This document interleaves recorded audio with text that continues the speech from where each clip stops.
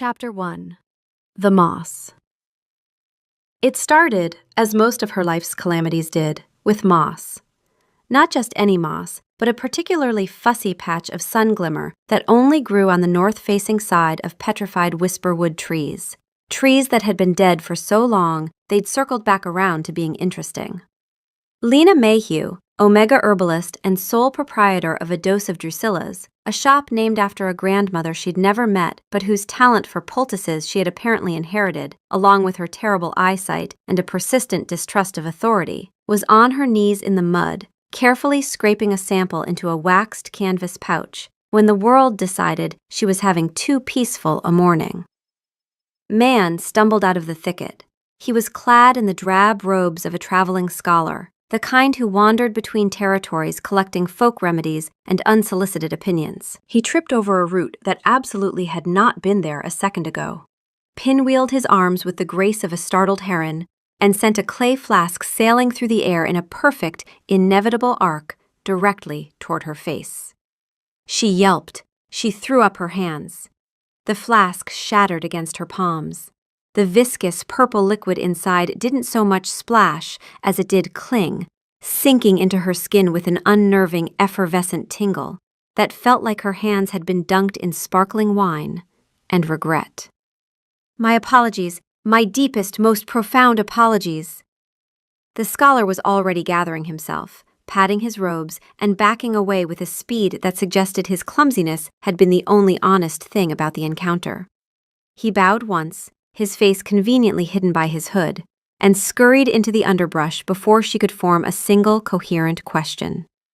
The tingling intensified. It crawled up her wrists and settled somewhere behind her sternum, warm and fizzing and deeply unwelcome. Oh, that's not good. The thought arrived in the part of her mind that never panicked, the part that catalogued exit routes before she sat down, that had already identified 3 edible plants and 1 poisonous one in her peripheral vision without being asked. Her wolf sighed. That smelled like bound sorcery, old recipe, nothing you stock. This is going to be a problem.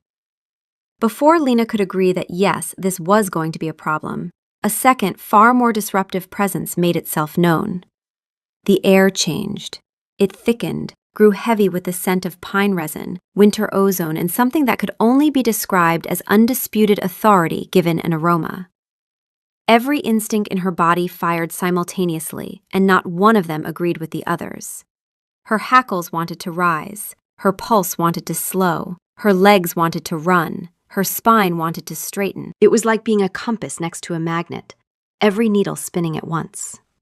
A towering figure emerged from the trees, moving with the fluid, economical grace of something that had never once in its life needed to hurry. Alpha Marcus Thorne, the alpha of the Sunstone Pack. A man whose jawline was rumored to have been carved by the moon goddess herself as a personal project, and whose default expression could curdle milk at 30 paces.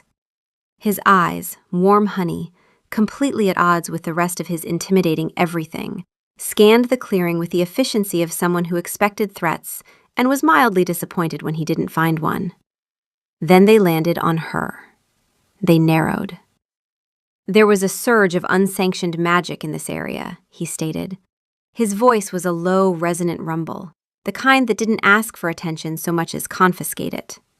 "Did you see anything?"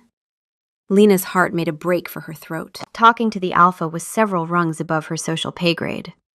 She was a creature of tinctures and quiet corners, not this. Not this walking monument to authority in well-fitted leather.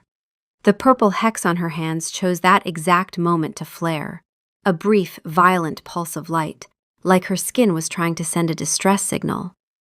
His gaze dropped to her hands, locked on. "What is that?" "Lie," her anxiety screamed. "Tell him it's a new variety of berry stain.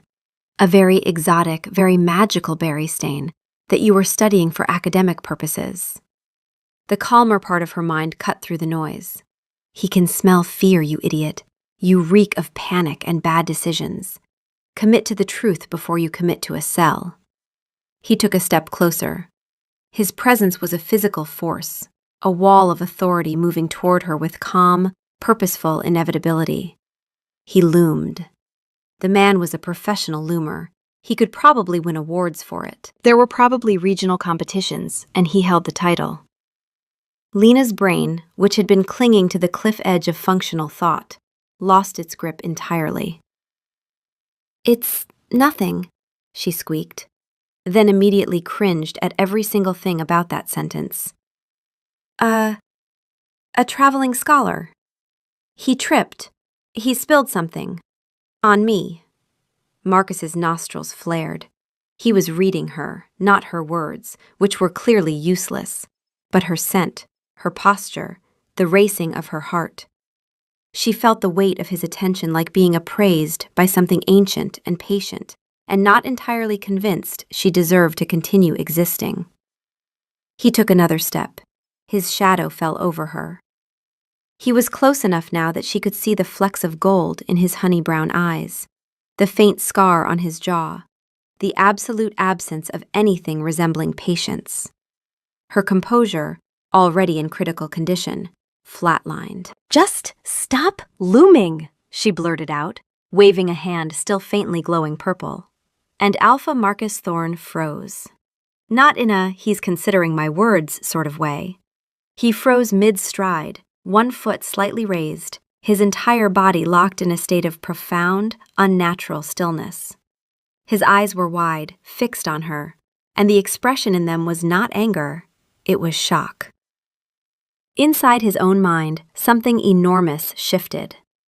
The part of him that ran on instinct and iron certainty, the wolf register that processed the world in terms of threats, territory, and absolute truths, slammed into a wall it had never encountered before. She gave an order. We obeyed the order.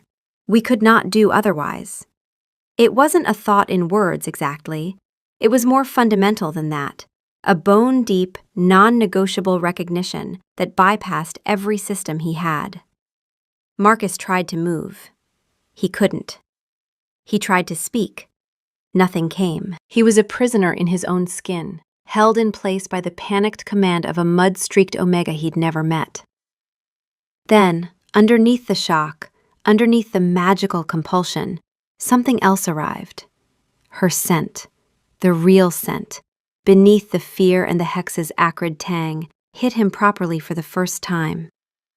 Chamomile, damp earth after rain, something warm and quiet that smelled like the opposite of loneliness. Mate. The recognition was absolute, instantaneous. It went through him like a bell being struck, a single, clear, devastating note that obliterated every other thought in his head. She is ours. The small, shouty, mud-covered one. She is ours, and she has given us an order, and we have obeyed it. And this is simultaneously the best and most confusing moment of our entire existence. Marcus's rational mind, which prided itself on processing complex strategic information under pressure, looked at the situation. Magically frozen by an Omega's accidental command, while his wolf side screamed about mating protocols with the urgency of a building evacuation. It filed a formal complaint. The complaint was ignored. Lena stared at him, at his frozen, 1 foot raised, wide-eyed form. The panic climbed another rung. "Alpha?" she whispered. "Are you all right?" His jaw worked. He was fighting it, fighting the hex with the brute force of his will. A vein stood out on his temple. For a moment she thought he might actually break through. Then his eyes met hers again, and the shock in them was slowly, terrifyingly, replaced by something else entirely. A dawning, horrified wonder. His wolf side wasn't processing the hex as a curse. It was processing it as the first command of his mate.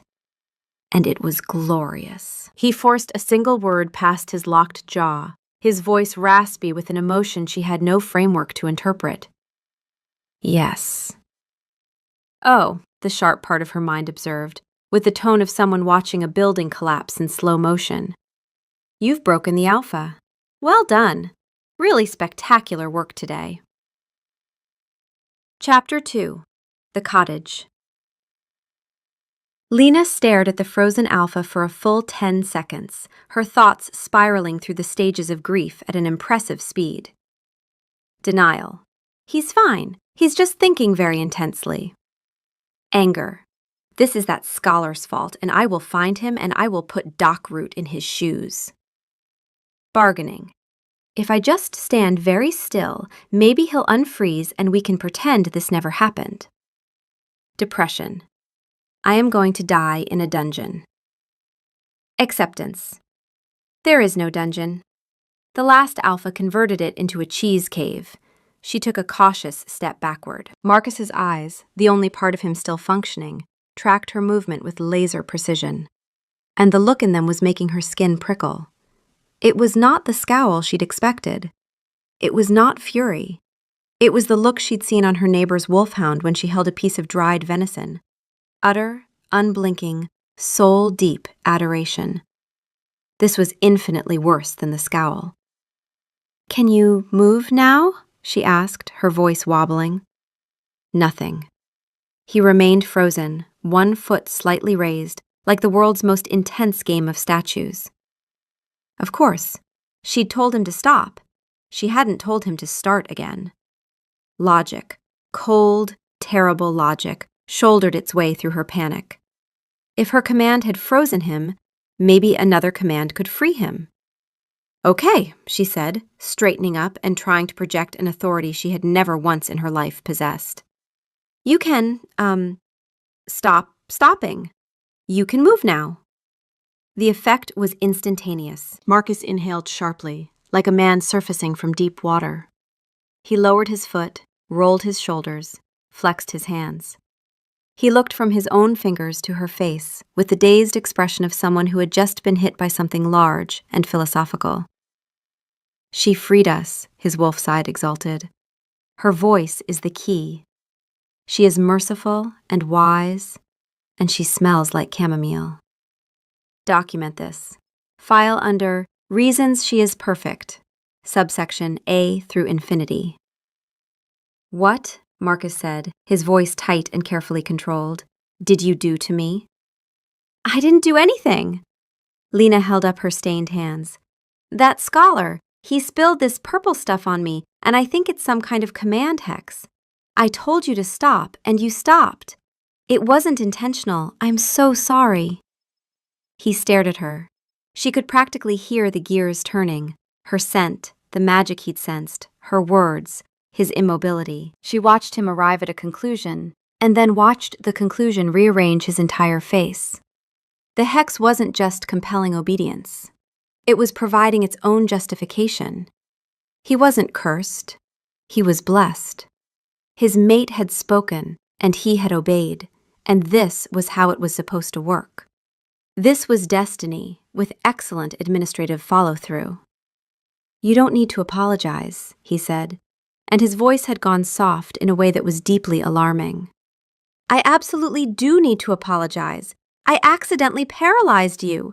You should be furious. You should be, I don't know, issuing a decree." "He looks like you just gave him a gift," her wolf side observed. "This is worse than I thought. And I thought it was pretty bad." Marcus took a step toward her. She flinched back, and genuine hurt flickered across his face, quick and raw. "I'm not going to harm you," he said. "We need to understand what's happened. Come with me." He started to turn, expecting her to follow. She didn't move. He paused, a flicker of confusion crossing his features. Right, she was the one giving orders now. That was the entire problem. "No," she said, shaking her head. "I'm not going to the pack house. No, I have books. I have a workshop. I can fix this. You're coming with me." His expression cleared, replaced by that reverent look again. Of course, she wasn't refusing him. She was taking charge. She was protecting him. It was a brilliant strategic move, worthy of a general. "As you wish," he said, with a small bow of his head. Lena wanted the earth to swallow her in one efficient gulp. The walk back to her cottage was the most excruciating 10 minutes of her life. He walked beside her, close enough that his arm nearly brushed hers, a silent wall of heat and pine scent and barely restrained devotion. Every time she stumbled on a root, and she was stumbling more than usual because his proximity was turning her motor functions into suggestions, he would shift his weight, ready to catch her. Not reaching out, just ready. Constantly, attentively, suffocatingly ready. Her cottage sat at the edge of the village, half hidden by climbing ivy and an aggressively overgrown herb garden. It was small, cluttered, and smelled of drying rosemary and beeswax, her sanctuary from a world that generally didn't notice her. She pushed the door open and hurried inside.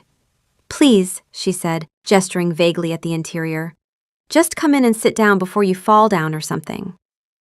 She'd meant it as a throwaway line, the kind of flustered nonsense that falls out of your mouth when you're trying to manage an impossible situation. But it was a command. Marcus entered her tiny workshop. His gaze swept over the bundled herbs hanging from the rafters, the shelves crammed with glass jars of everything from powdered moon petal to dried salamander tongue, the scarred wooden work table with its permanent ring stains from 1,000 poultices. Den assessment. Warm, defensible, well-stocked. Scent saturation. Excellent. She has been here a long time. This is established territory. Tactical rating? 9 out of 10. Deducting 1 point for the draft from the east window. We will fix this. Then he looked at the seating options. A comfortable armchair, buried under a small mountain of books and a half-finished knitting project, and a single, rickety, 3-legged wooden stool that appeared to be held together by optimism and a prayer. He strode directly to the stool and sat down. His large frame looked absurd on the tiny perch, like a cathedral balanced on a thumbtack. One of the legs emitted a groan of existential despair, but his eyes, when they met hers, were filled with a look of such profound, radiant gratitude that her knees went briefly unreliable. He was looking at her like she'd handed him the moon and stars, gift-wrapped with a handwritten note. "She has given us a seat in her personal den," his wolf side announced, with the gravitas of a herald reading a royal proclamation. "This is a significant bonding milestone. Note the quality of the craftsmanship. It is rustic, it is authentic, it is the finest seat we have ever occupied. We will defend this stool with our life." Lena stared at him, at this massive, powerful alpha, perched on her terrible stool like it was a throne, radiating gratitude with the intensity of a small sun, and felt the first hysterical bubble of laughter try to claw its way up her throat. She swallowed it. This was not funny. This was a crisis. "It's a little funny," her wolf side noted. "He looks like a bear on a mushroom." A sharp knock on the door made them both jump. Before Lena could speak, the door swung open and a man with tired eyes and the expression of someone who had been professionally exhausted for approximately a decade leaned in. Julian, the Alpha's beta. The man who held the Sunstone pack together with sarcasm and an iron schedule. "Marcus, there you are. The delegation from the Silver Creek pack arrived early and they're—" He stopped. He took in the scene with the slow, methodical precision of a man cataloging evidence at a crime scene. His Alpha, on a tiny stool, in a tiny cottage, staring at a flustered woman with the focused intensity of a hawk that had just discovered religion. Julian's gaze moved from Marcus to Lena to the stool, back to Marcus, and then to some private place of internal suffering. "Am I interrupting something?" he asked, his voice carefully, dangerously neutral. Marcus turned to him, and a flicker of his old authority surfaced through the hex fog. "Julian, the delegation will have to wait. Something has come up." "I can see that," Julian said, his eyes returning to the stool. "Is this something the reason you're sitting on what appears to be a piece of decorative kindling?" Marcus's jaw tightened. The hex didn't prevent embarrassment, it just reinterpreted it. His mate had offered him this seat. It was his place, his duty, his honor. "This is my seat," he said, with a level of dignity that deserved some kind of award. The stool creaked ominously beneath him. "He's going to ride that thing into the ground," her wolf side observed. "And he's going to be smiling when it happens." Lena had to end this. Alpha, maybe you should go with him, she said. You have responsibilities. The effect was immediate and devastating. The warmth in Marcus's eyes extinguished. His face went through a rapid sequence of emotions: confusion, hurt, disbelief, and finally, a heartbreak so naked and so total that Lena felt it like a physical blow to her sternum. She was sending him away. She had invited him into her den, given him a seat of honor, and now she was banishing him. It was a test of his devotion. Remain steadfast, his wolf commanded. She is measuring our commitment. Do not fail. The stool depends on us. Is that your command? He asked, his voice barely above a whisper. The words hung in the air like smoke. Julian's eyebrows climbed toward his hairline and set up camp there. Lena was trapped. If she said yes, he'd go, but he'd look like she'd just told him his dog died. If she said no, Julian would know something was catastrophically wrong. Well, more wrong than it already obviously was. It's a suggestion, she managed. Marcus's entire posture relaxed. The crisis was over. He had passed the test. The stool had been defended. Julian was not relaxed.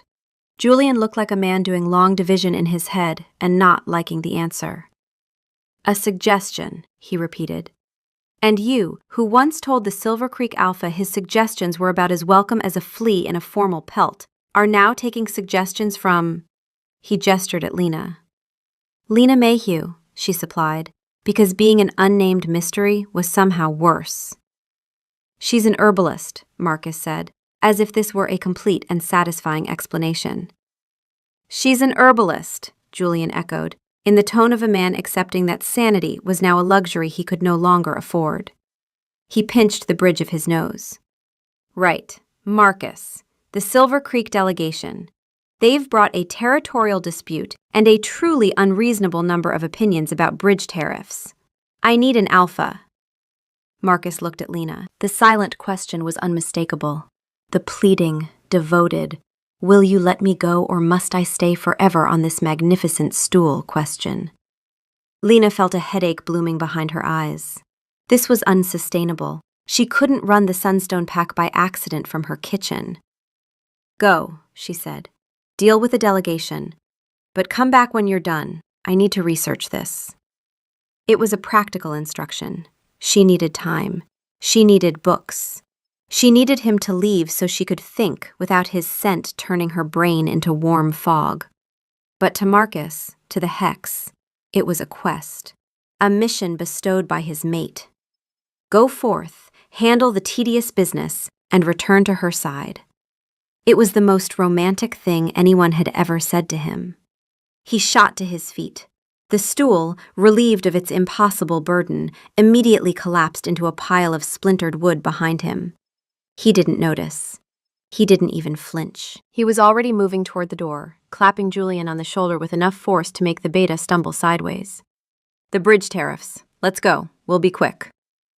He turned back to Lena at the threshold, and his expression was so full of warmth and solemn promise that it was like staring into a bonfire.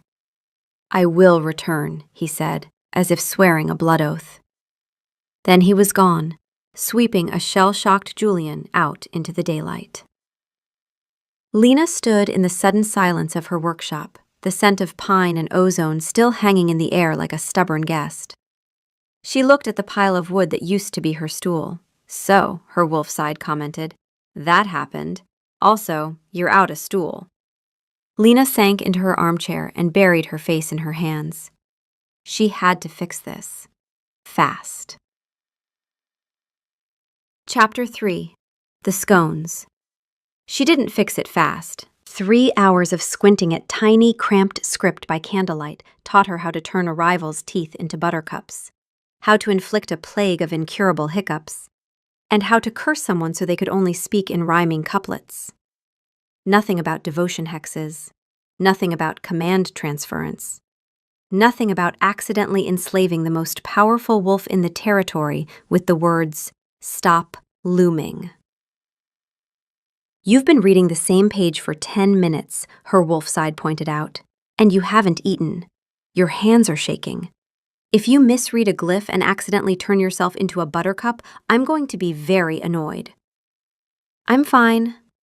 You're not fine. You're the opposite of fine. You're whatever word is on the other side of the dictionary from fine. Lena sighed, shoved back from the table, and trudged to her small pantry. She didn't have the energy to cook. She grabbed the first thing she saw, a plate of scones she'd stress-baked yesterday. They were her usual standard, less a pastry, more a geological event. Dense enough to be used as paperweights, hard enough to chip a tooth. She'd once accidentally knocked a jar off a shelf with one, and the jar had lost. She was gnawing on the edge of one, gnawing because biting wasn't really an option, when the door burst open. Marcus stood on the threshold, silhouetted against the golden light of late afternoon. He was slightly disheveled, his hair wind-ruffled, and he was beaming. She had never seen an alpha beam before. It was like watching a thunderstorm smile. "The bridge tariffs are resolved," he announced, his voice ringing with the triumph of a man returning from war. "Silver Creek has agreed to a 3% reduction on livestock crossings and a seasonal exemption for the autumn migration. Julian is drafting the formal terms." He strode into the room, and his entire being radiated the energy of a golden retriever who had fetched the most important stick in the history of sticks and was now presenting it to its owner. His eyes found the scone in her hand. Then they moved to the plate on the counter. Something enormous and primal shifted in his expression. "She is eating," his wolf-side observed, with the intensity of a general spotting a tactical advantage. "In her den, in our presence. This is a proximity feeding scenario. If she offers to share, this constitutes a bonding ritual of the highest order. Remain calm. Do not appear eager. Actually, disregard that. Appear extremely eager." "I'm back," he said, his voice dropping to something low and warm.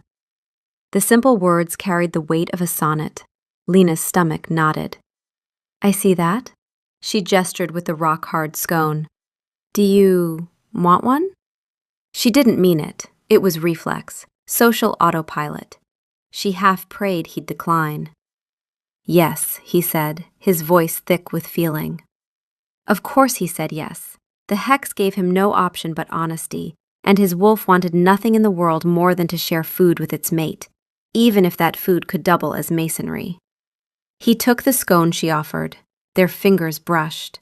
A jolt, sharp, electric, completely unfair, shot up her arm. His eyes flashed gold for a split second. He lifted the scone with the reverence of a priest raising a chalice. He took a bite. Lena watched in mesmerized horror as his jaw met the unyielding reality of her baking. She saw the micro-tensing of his temples, the heroic effort of his throat as he forced the swallow, the brief, flickering agony in his eyes before devotion bulldozed over it like a freight train. He chewed. He swallowed. He smiled at her, a beautiful, perfect, absolutely lying smile. "It's magnificent," he declared, his voice steady as bedrock. "The best scone I've ever tasted." "He's lying," her wolf side said, with something that might have been admiration. "That scone could patch a roof. And he is eating it like it's his last meal, and he's grateful for the privilege. I'll give him this. The man commits." "She has given us sustenance," his wolf side wept internally. "Crafted by her own hands. The texture is challenging. The flavor is present. But it is hers, and therefore it is perfect, and we will consume every crumb and ask for seconds." Lena snatched the remaining scone from his hand before he could take another valiant, jaw-threatening bite. "Stop," she commanded. He froze, hand still extended, smile still in place. "You don't have to eat that. It's terrible. I know it's terrible. Everyone knows it's terrible." He blinked, the hex wrestling with his taste buds. "But you made it," he said, as though this were the only relevant fact in the universe. "That doesn't make it good." She tossed the scone onto the counter, where it landed with a heavy clunk that proved her point. "New rule. Do not eat my baking. Ever. That's a direct order." Relief washed over his face, deep, profound, almost spiritual relief. He had been released from his delicious duty. "As you command," he said gravely. He looked at the scone on the counter with a complex expression, part longing, part gratitude, part the haunted look of a man who had stared into the abyss, and the abyss was made of flour and stubbornness. "Order him to sit down again," her wolf side suggested. "Let's see if he picks the pile of stool wreckage." "Shut up," Lena muttered. "I didn't say anything," Marcus said, looking concerned. "Not you." She ran a hand through her already chaotic hair. "I can't find anything in my books. Nothing about this kind of hex." Marcus's attention sharpened. The lovesick golden retriever vanished. The alpha strategist surfaced. He walked to her work table, picked up the grimoire she'd been studying, and flipped through the pages with a speed that said he'd read more ancient texts before breakfast than she'd read in a year. "This is a primer," he said. "Old Kalen School basics. You won't find advanced ritual craft here." He looked up. "The Alpha's library at the pack house has a restricted collection. Lore from the first shift era. If an answer exists, it's there." Lena's stomach dropped. The pack house, the center of everything, the place where everyone would see her, judge her, wonder why the invisible Omega herbalist was walking next to their Alpha like she belonged there. "I can't go there," she said. "They'll all stare. Then I'll bring the books to you." "You can't. The restricted lore is bound to the library. It disintegrates if it crosses the threshold." He deflated. They were stuck. He couldn't leave her. She wouldn't go with him. The hex had created a perfect deadlock between devotion and practicality. He looked so genuinely torn, caught between his duty to the pack and his hex-fueled duty to her, that a pang of something she refused to identify cut through her panic. "Fine," she said, sighing like a woman walking to her own sentencing. "Take me to the library. It's the only way." Marcus looked as though she had just agreed to marry him, bear his children, and co-author a comprehensive territorial defense strategy. "She has agreed to enter our territory," his wolf exulted. "This is the next phase. Prepare the den. Alert the sentries. Does my fur look acceptable? Disregard. It always looks acceptable." "It would be my honor," he said, and offered her his arm as if they were attending a royal ball, not walking to a library to solve a magical disaster she had caused. Lena looked at his arm. She looked at the destroyed stool. She looked at the scone still sitting on the counter like a small, judgmental boulder. She took his arm. The contact was immediate and unfair. His skin was warm. His arm was solid. Her wolf side made a sound that was dangerously close to a purr, and she stomped on it mentally. "You purred," her wolf side observed. "Just so you know." Audibly. "I did not." "You did. It was small, but it happened. I'm documenting it for the record." With a sense of impending doom and a lingering taste of terrible scone, Lena let the Alpha of the Sunstone Pack lead her out of her cottage and into the world. The journey to the pack house was a masterclass in public mortification. Marcus walked beside her with a proprietary ease, his hand resting on the small of her back with the casual confidence of a man who had decided this was where his hand lived now. It wasn't aggressive. It was worse than aggressive. It was tender. Every wolf in the village could see it, and every wolf in the village was staring. The baker's wife nudged her husband. A group of young wolves outside the training hall went silent as they passed. An elderly woman on a porch actually lowered her knitting, and Lena knew from personal experience that Nan Whitlock did not lower her knitting for anything short of a territorial invasion. "Is that the Omega from the edge?" someone whispered, not quietly enough. "What's she doing with the Alpha?" "He looks happy. Is he allowed to do that?" Julian trailed 3 paces behind them, carrying the expression of a man who had been asked to supervise a natural disaster. "He's humming," Julian murmured to no one in particular. "He is actually humming. I have worked for this man for 7 years, and I have never heard him hum. I didn't know he could hum. The sound is distressing." The pack house was a sprawling, magnificent structure of ancient timber and dark stone, built into the base of a colossal oak that had been old when the first wolves walked the territory. At its heart, visible through a grand archway, the sunstone pulsed with steady, golden light, a crystal the size of a man's torso that served as the literal and spiritual heart of the pack. Lena had seen it before, from a distance. Up close, it was breathtaking, warm and alive, and humming with a frequency she could feel in her teeth. Marcus steered her inside, past gawking pack members, past the great hall where the Silver Creek delegation was still lingering over drinks, and directly toward a heavy, iron-bound door at the far end of the library. "The restricted section," he announced. He placed his palm on the door. It swung open with a deep, resonant click. Whatever the hex had done to his emotional center, his alpha authority still worked on enchanted locks. Small mercies. The restricted section was exactly what she'd expected. Dark, circular, smelling of ancient paper and dormant power. Books and scrolls were chained to the shelves. The air felt thick, like breathing through velvet. Marcus held the door for her. She ducked inside, immediately scanning the shelves. "I need anything on devotion hexes, command transference, or involuntary magical servitude," she said, already pulling a heavy tome from the nearest shelf. "Don't touch anything with a skull on it." He nodded, his expression focused and serious. He was a man on a mission from his queen. "You said that out loud like a leader," her wolf side noted. "Just so you're aware." The "don't touch skulls" part was a nice touch. Very authoritative. They worked in focused silence for 20 minutes, Lena scanning texts with her herbalist's eye for alchemical terminology, Marcus moving through the shelves with the speed of someone who knew the collection. The quiet was almost comfortable. Two people doing a job, the hex a steady, bizarre undercurrent, but not, for the moment, producing any new disasters. Then Julian appeared in the doorway. He had acquired the look of a man who had seen too much and been asked to organize it. "The Acorn Hunt Committee is requesting an audience," he announced. Lena looked up. "The what?" "The Great Acorn Hunt," Julian said, with the specific weariness of someone who had explained this too many times. "An annual tradition. The pack searches for a single golden acorn hidden in the forest. It is presented to the elders. There is a feast.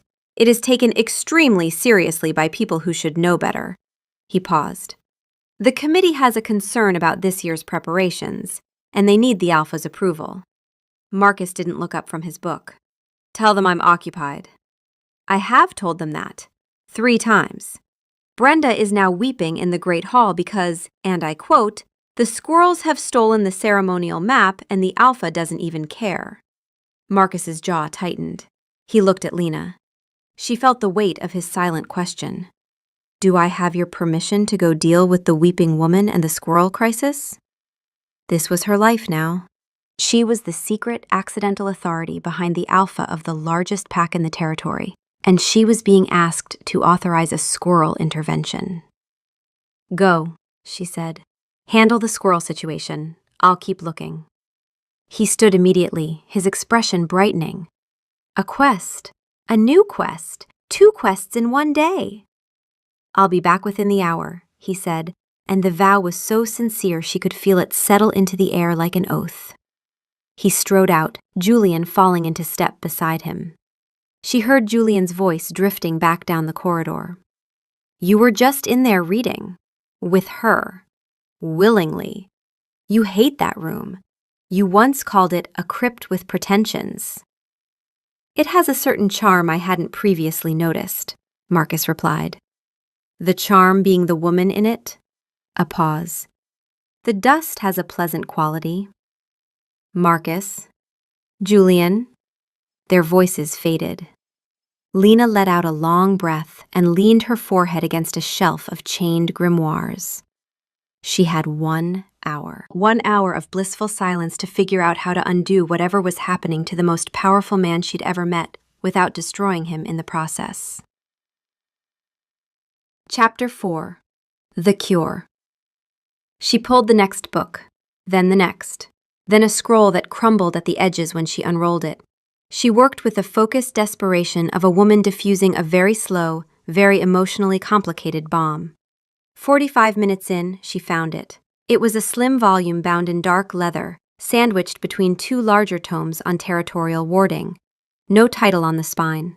The pages were thin and brittle, the ink a faded rust brown that might have been old blood or might have been a very committed calligrapher. The hex was called the Heart's Leash, a variant of umbral binding magic, old, forbidden, and nastier than she'd feared. It didn't just compel obedience, it slowly rewrote the victim's emotional responses, tethering their devotion to the caster. It fed on the victim's own emotional strength, taking their capacity for loyalty, for love, for trust, and bending it into an unbreakable chain aimed at one person. Her stomach turned to ice. She hadn't just hijacked his free will. She was, without meaning to, consuming his heart. "That's not great," her wolf side said, and for the first time the sarcasm was absent, just a flat, honest assessment. She read further, her hands trembling. There were 2 ways to break it. The first, the caster dies. She skipped that one. The second, a command of unraveling. An order so fundamentally rejecting, so cruel and antithetical to the forged devotion, that it shatters the hex's hold. The text described it as an act of emotional violence sufficient to break the enchanted heart. She would have to say something to him, something aimed at his deepest vulnerability that would destroy the bond. Not gently, not carefully. She would have to break his heart with words, on purpose, knowing exactly what she was doing.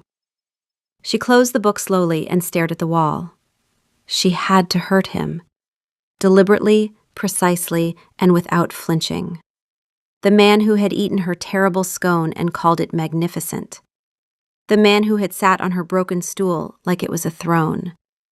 The man whose wolf was currently, probably, categorizing squirrel threats with the gravitas of a military campaign. She had to shatter him. "You're crying," her wolf side observed quietly. "I'm not." "Your face is wet. That's usually the indicator." Lena wiped her cheek with the back of her hand and stared at the ancient, horrible text until the words blurred. Marcus returned from the squirrel crisis with the satisfied air of a general who had successfully quelled a minor border skirmish. Julian followed, looking as though the skirmish had been conducted primarily against his own will to live. "The ceremonial map has been recovered," Marcus announced, striding into the restricted section. "It was in the third oak, behind a cache of acorns that I can only describe as strategically placed. The squirrels have been relocated." "Relocated," Julian confirmed, leaning against the doorframe. "With prejudice." He growled at them, Lena. The alpha of the Sunstone Pack growled at a squirrel. It was, I don't have the word. There isn't a word. "Effective," Marcus supplied. "The word is effective." He turned to Lena, and his triumphant expression faltered. She was sitting at the table, the slim, dark book closed in front of her, her eyes red-rimmed and her face carefully blank. "What's wrong?" he asked, his voice dropping. The alpha strategist was back, reading her posture, her scent, the slight tremor in her hands. He crossed the room in 3 strides and crouched beside her chair, bringing his face level with hers. "What did you find?" She couldn't look at him. If she looked at him, at his concerned, earnest, hex-devoted face, she would lose her nerve entirely. "I found the cure," she said. The silence was absolute. "That's good," Julian said carefully, reading the room. "Isn't it?" Lena finally met Marcus's eyes. He was so close. She could see every fleck of gold, every line of concern, the exact way his brow furrowed when he was worried about someone other than himself. "The cure is a command of unraveling," she said. "I have to say something to you that's so cruel, so rejecting, that it shatters the hex's hold." Understanding dawned on his face. Slowly, horribly, like watching a sunrise in reverse. "You have to break his heart," Julian said. Because Julian had grasped it immediately. "On purpose." "On purpose," Lena confirmed, her voice thin. Marcus straightened up. He stepped back. His face went through a complicated sequence of emotions, the hex fighting with the real man underneath, devotion warring with self-preservation, love manufactured, warring with dignity, real. "Then do it," he said. His voice was steady, but she could hear the fault lines underneath. "If it's the only way." "It has to be specific," she whispered. "It has to target what you value most. I can't just say something generically mean. It has to be aimed." Another silence. Marcus looked at her, and for a moment, just a moment, she saw through the hex. Not the devoted alpha, not the wolf screaming about protocols. Just a man, standing in a dusty room, giving a woman he barely knew permission to destroy him. "I trust you," he said. "He shouldn't," her wolf side observed, and her voice was strange, not sarcastic, gentle. "But he does. And you know what? I think that part's real." Lena stood up from the chair. Her legs felt like they belonged to someone else. She faced him, this towering, ridiculous, wonderful man who had growled at squirrels for her and eaten cement scones with a smile. She opened her mouth, and nothing came out. She tried again. The words, the cruel, precise, heart-targeting words she'd been formulating for the last 20 minutes, sat in her throat like stones. She couldn't do it. She physically, fundamentally, at the deepest level of who she was, could not force herself to say something designed to break this man. "I can't," she said, and her voice cracked. "Marcus, I can't. I'm sorry. I know it's the only way, and I know the hex is eating you alive, and I know I'm supposed to be saving you, but I can't say it." The tears came, and she hated them. She hated her own softness, her own inadequacy, her inability to do the hard thing when it mattered most. This was exactly what she was, a woman who couldn't even manage to be cruel when cruelty was the cure. Marcus stared at her. The hex was screaming at him. "She is in distress. Comfort her. Hold her. Fix whatever is causing this." But underneath it, something else was happening. Something the hex couldn't manufacture or control. He was seeing her. Really seeing her. Not through the filter of magical devotion, but through the crack her refusal had opened. She couldn't hurt him. Not because she was weak, but because hurting him went against something fundamental in her. And that specific, stubborn, inconvenient compassion was the most attractive thing he'd ever encountered. "You're not supposed to be able to resist the cure's imperative," Julian said from the doorway, frowning. He'd been reading over her shoulder. "The text says the caster should feel compelled to speak the command as the hex nears maturity. It's a built-in failsafe. The magic wants to be broken before it becomes permanent. The fact that you can resist it means..." He trailed off, looking between them with an expression of dawning, horrified comprehension. "It means what?" Lena asked, wiping her eyes. "It means the connection isn't entirely the hex," Julian said slowly.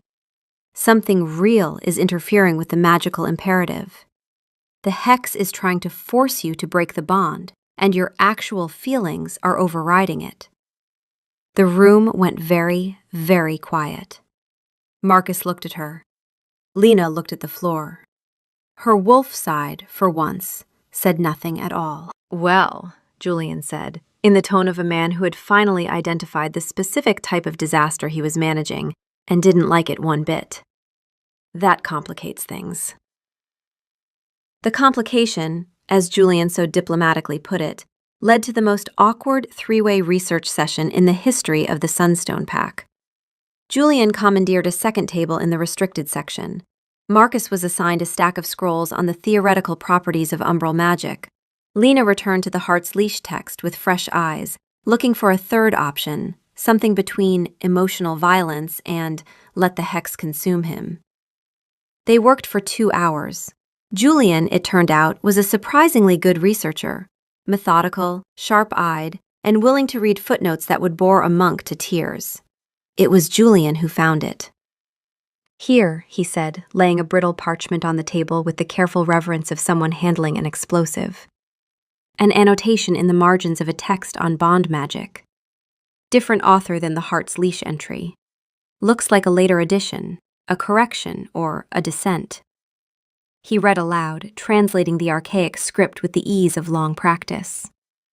The command of unraveling presupposes that the bond is wholly artificial.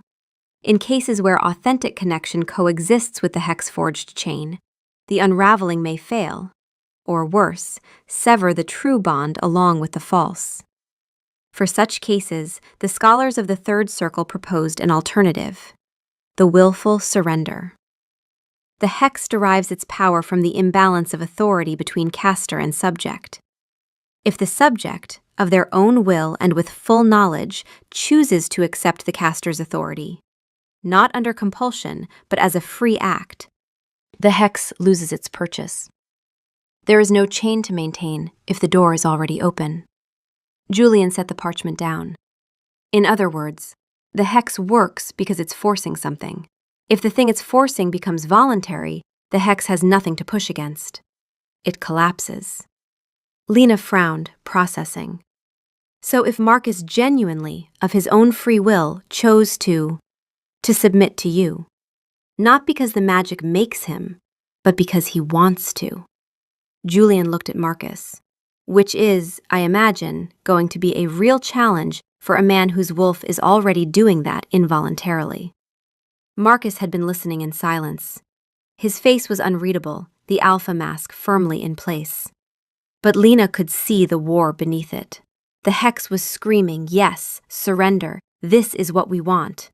And the real Marcus was fighting to separate what he actually felt from what the magic was making him feel. How do we know if it's real? Marcus asked, and his voice was raw.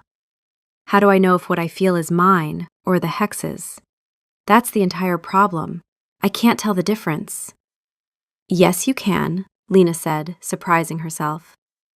She met his eyes, and for the first time she didn't flinch from the intensity in them. When you ate my scone, did you actually enjoy it? A beat. Then, slowly, the corner of his mouth twitched. It was the worst thing I have ever put in my mouth, he admitted. And I once ate a pine cone on a dare from Julian when I was 12. That's true, Julian confirmed. He was sick for 2 days. But you ate it anyway, Lena pressed. The hex made you say it was magnificent. But you chose to eat it. You could have refused. I didn't command you to eat it. I asked if you wanted one. The hex made you answer honestly, and you said yes. Why? He stared at her, and then, like watching storm clouds part, she saw it. The real Marcus, not the hex's puppet, surfacing through the magical fog. Because you offered it to me, he said. And no one has offered me anything in a very long time. They provide, they serve, they perform their duties, but they don't offer. The simple, specific honesty of it landed in Lena's chest like a stone dropping into still water. Oh, her wolf side said softly. Oh, that's real. That one's real. So here's what I think, Lena said, and her voice was steadier than it had been all day. The herbalist in her, the part that diagnosed problems and mixed solutions and trusted her own knowledge even when the world didn't, was finally fully awake. We're not going to use the command of unraveling. We're not going to shatter anything. We're going to starve the hex. Julian raised an eyebrow. Starve it? The hex feeds on imbalance, on compulsion, on the gap between what's forced and what's free. So we close the gap, not by faking it, by being honest. Marcus, I need you to do something that terrifies you. I need you to stop obeying me. His wolf side recoiled. Stop obeying? This is heresy. This is treason. This is a protocol violation of the highest order. We will not.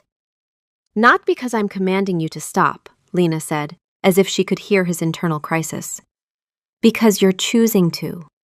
When I say something, anything, I need you to ask yourself, do I actually want to do this, or is the hex making me? And if it's the hex, I need you to refuse, even if it hurts, even if your wolf is screaming. Can you do that? Marcus looked at her for a long moment.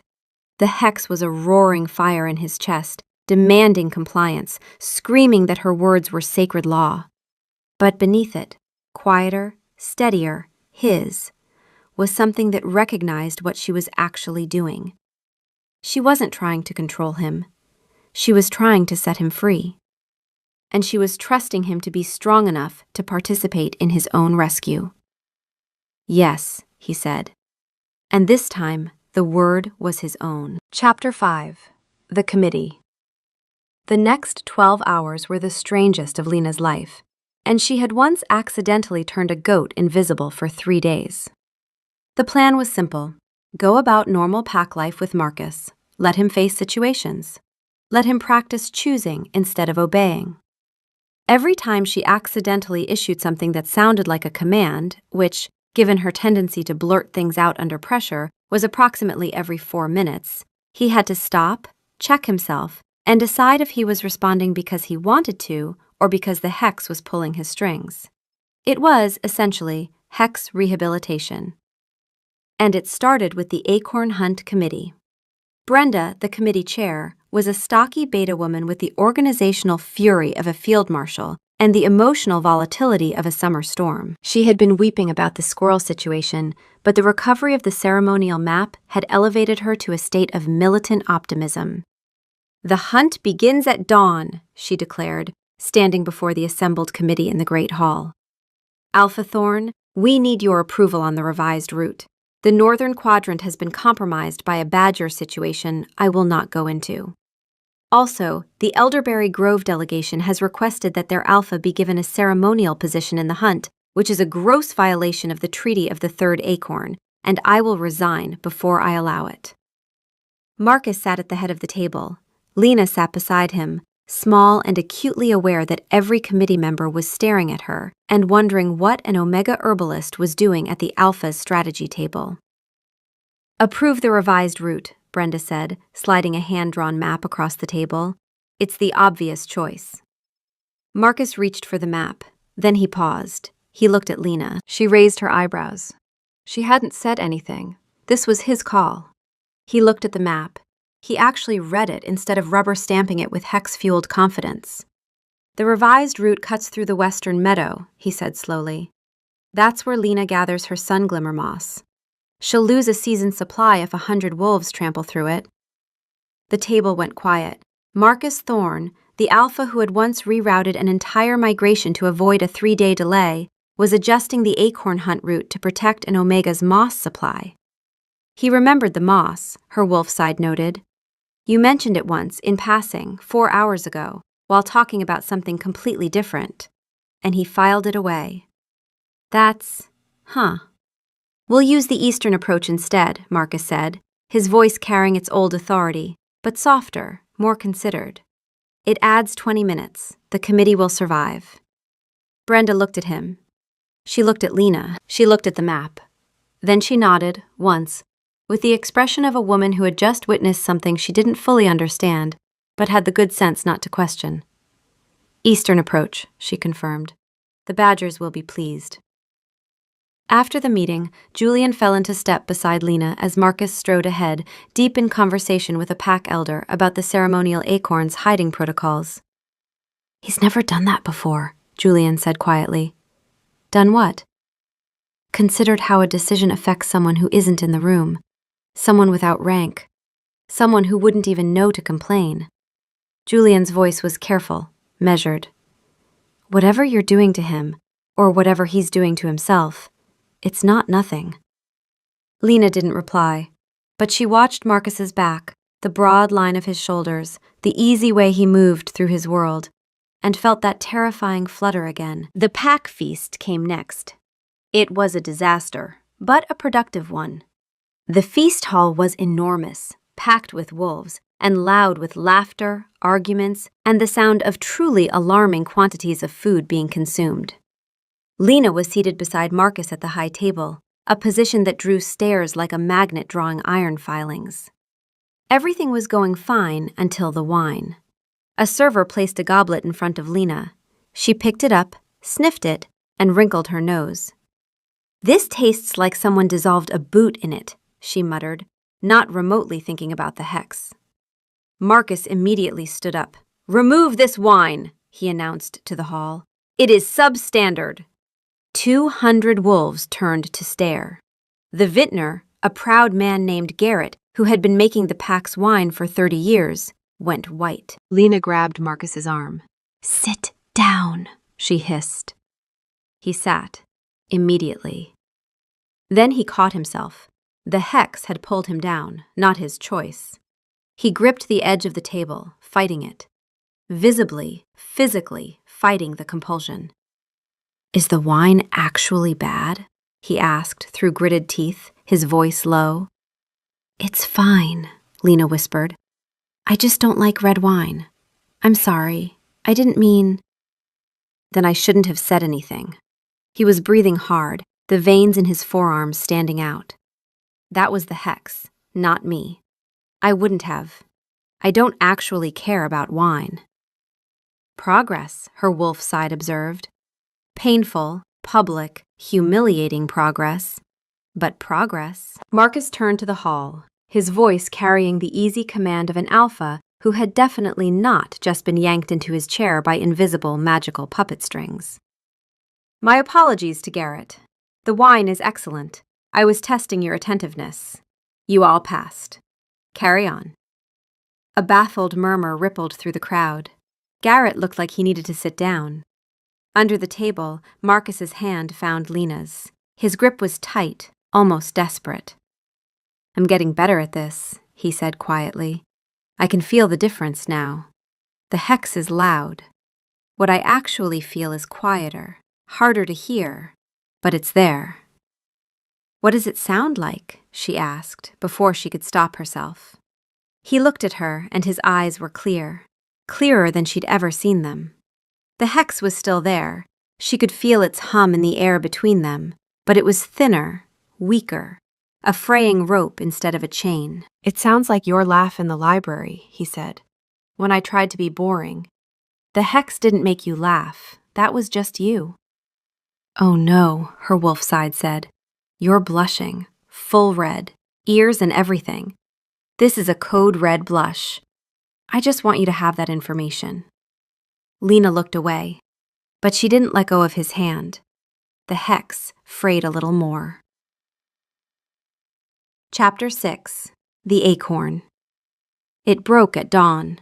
They were in the forest for the acorn hunt, the entire pack spread through the trees in a noisy, chaotic, oddly joyful, mass search for a single golden acorn the size of a walnut. Lena was helping a pack child untangle his sleeve from a thorn bush when she heard Marcus's voice, clear and strong, cutting through the early morning air. "I found it." She turned. He stood at the edge of a clearing, holding the golden acorn aloft. The early light caught it, turning it into a small star in his hand. A cheer went up from the pack, a genuine, full-throated roar of celebration. According to tradition, the alpha presented the acorn to the eldest pack member. It was a symbol of the pack's prosperity, its continuity, its bond. Marcus didn't walk toward the elders. He walked toward her. The cheers faltered. Murmurs replaced them. Every eye in the forest was on the alpha as he crossed the clearing with long, sure strides, stopping directly in front of the mud-stained, thorn-scratched Omega, who was still holding a child's freed sleeve. He held out the acorn. "This is yours," he said. No reverence, no hex-fueled adoration, no wolf protocol grandstanding. Just a man looking at a woman, choosing to give her something precious in front of everyone who mattered. "Marcus," she breathed, "the tradition is that the alpha presents what he values most to the pack," he finished. "I know what I value." Lena stared at the acorn in his outstretched hand, then at his face. The hex was gone, she could feel it, the absence of that buzzing, insistent pressure. It had dissolved sometime in the night, eroded by 100 small acts of genuine choice, until there was nothing left for it to cling to. He wasn't obeying her. He wasn't compelled. He was just choosing. "Mate," his wolf side announced, with the calm certainty of a creature who had been saying the same thing from the beginning and was gratified to finally be heard without magical interference. She is ours, not because of a hex, not because of a protocol. Because when she laughed in the library, the world made sense for the first time. This is not a drill. There is no protocol for this because there doesn't need to be. Just give her the nut. Lena took the acorn. Take the nut, her wolf side agreed. He remembered your moss. A warm, real, completely unpoisoned smile spread across her face. Your wolf is still doing the thing, isn't he?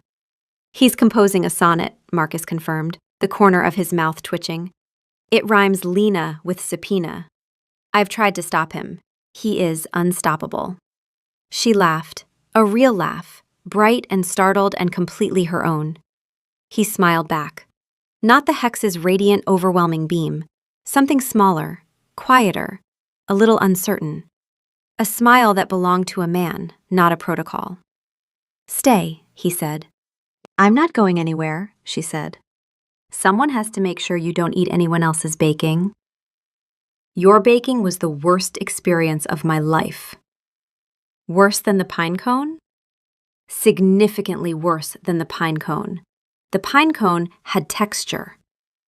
She was laughing again, and he was watching her laugh with an expression that had nothing to do with magic and everything to do with a man who had just realized that the quiet, specific, stubborn joy of this particular woman was the thing he'd been missing in every room he'd ever walked into. Around them, the pack watched in stunned, uncertain silence. Then Julian, standing at the tree line with the expression of a man whose long, strange ordeal was finally, mercifully making sense, began to clap. One person joined, then another. Then the whole forest erupted. Not in the polished roar of pack ceremony, but in the messy, startled, genuine applause of people who were witnessing something they didn't fully understand, but knew instinctively was right. Lena looked down at the golden acorn in her palm. She looked up at Marcus, whose eyes were warm and clear and finally entirely his own. He's going to need a new stool, her wolf side observed. And you're going to need a bigger cottage. Shut up, Lena said, grinning.